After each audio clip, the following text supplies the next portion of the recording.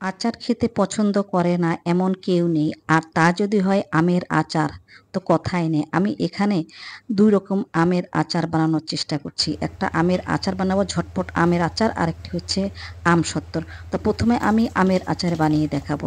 ২ KG আম নিয়েছি, খোসাসহ নিয়েছি। আপনারা খোসা ছাড়িয়েও নিতে পারেন। ছোট, ছোট পিস করে নিয়েছি। তো ১ চা চামচ আমি আদা বাটা দিলাম, আর ২ চা চামচ রসুন বাটা দিলাম। দেখতে পাচ্ছেন ভিউয়ার্স।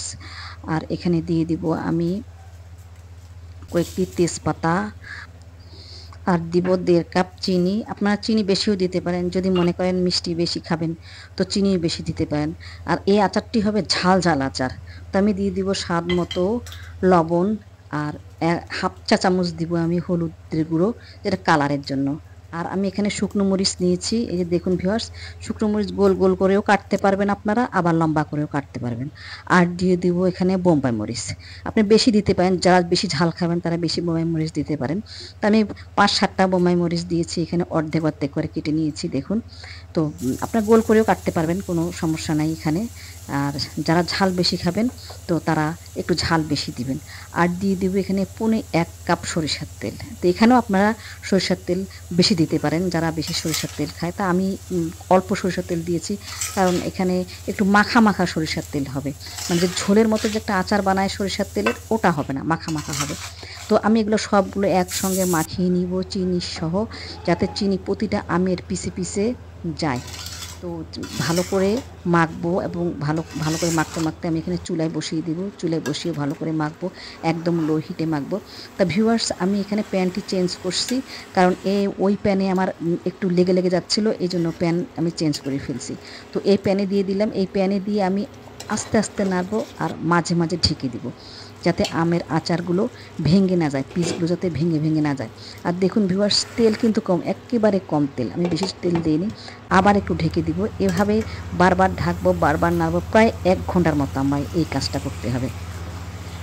আমের আচার বানাতে গেলে একটু ধৈর্য সহ করে বানাতে হয়, ধৈর্য লাগে আচার বানাতে, তবে সেই আচারটি হয় তখন টেস্টফুল আচার।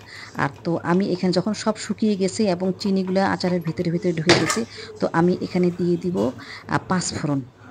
তো হয়ে গেল আমার এটা ঝটপট ঝামেলা ছাড়াই আমের আচার।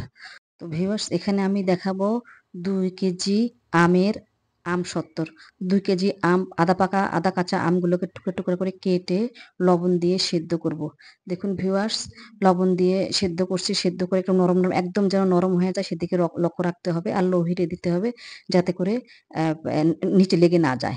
তো আমি সিদ্ধ হয়ে যাওয়ার পরে আমি একটি চালনের মধ্যে আমি ভালো করে সেঁকে নিব।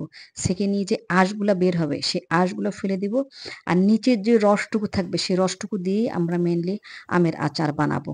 তো প্রায় আমার হয়ে গেছে। এখানে আমি একটি স্টিলের ট্রেতে আমি সরিষার তেল দিয়ে ট্রেটা ভালো করে অ্যা ইয়ে করে নিচ্ছি, চতুর্পাশে তেল দিয়ে ভরাইয়ে নিয়েছি, যাতে আমসত্ত্বটা সুন্দর মতো উঠে যায়।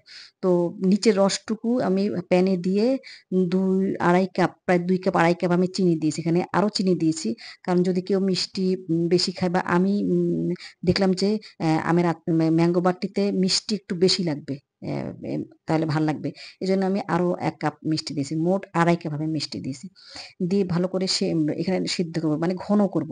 যতক্ষণ না পর্যন্ত ঘন না হয় ততক্ষণ পর্যন্ত আমি নাড়তে থাকবো, নাড়তেই থাকবো। তো স্টিলের ট্রেটিতে ওই ম্যাঙ্গো মানে আমের আমসত্ত্বগুলো আমি দিয়ে দিয়েছি।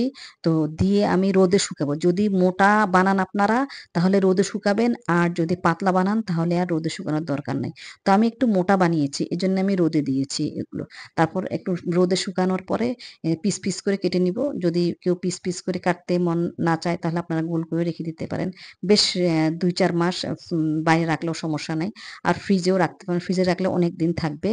তো আমি পিস করে কেটে নিয়েছি ভিউয়ার্স। এখানে আমি আমের রসটা যখন সিদ্ধ করছিলাম ঘন করার জন্য, তখন আমি এখানে ১ চা চামচ চিলি ফ্লেক্স দিয়েছি। এখানে চিলি ফ্লেক্স দিলে আম আমসত্ত্বটা একটু আ ঝাল ঝাল হবে, তো খেতে ভালো লাগবে।